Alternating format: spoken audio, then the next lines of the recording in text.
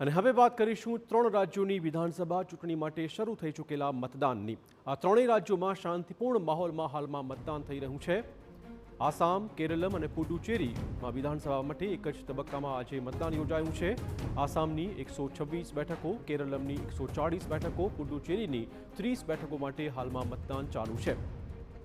ત્રણેય રાજ્યોના કુલ 1899 ઉમેદવારનું ભાવિ આજે ઈવીએમમાં કેદ થવાનું છે। ચુસ્ત સુરક્ષા બંદોબસ્ત વચ્ચે આ 3 રાજ્યોમાં આજે સવારેથી મતદાન પ્રક્રિયા શરૂ કરાઈ છે। એકદમ શાંતિપૂર્ણ માહોલમાં આ મતદાન પ્રક્રિયા હાલમાં ચાલી રહી છે। આ 3 દ્રશ્યો આપણા ટીવી સ્ક્રીન પર છે। આસામ, કેરલમ અને પુડુચેરી આ ત્રણેય રાજ્યોમાં આજે સવારથી જ મતદાન પ્રક્રિયા ચાલુ છે। દિગ્ગજ નેતાઓ અને સામાન્ય જનતા આજે મતદાનમાં ભાગ લઈ રહી છે।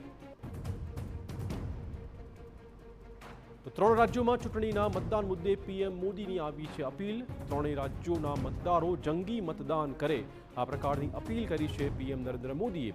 આસામ, કેરલમ અને પુડુચેરીમાં રેકોર્ડ બ્રેક મતદાન કરો આ પ્રકારની અપીલ કરવામાં આવી છે પીએમ નરેન્દ્ર મોદી તરફથી। તો 3 રાજ્યોમાં અત્યારે શાંતિપૂર્ણ માહોલમાં મતદાન, પરંતુ આ જંગી મતદાન થાય તે પ્રકારની અપીલ પીએમ નરેન્દ્ર મોદીએ આજે તે રાજ્યના મતદારોને કરી છે।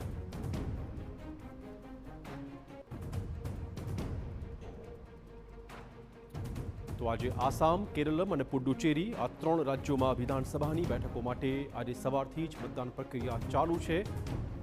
શાંતિપૂર્ણ માહોલમાં મતદાન પ્રક્રિયા ચાલી રહી છે। પોલીસનો પણ ચુસ્ત બંદોબસ્ત ગોઠવી દેવાયો છે।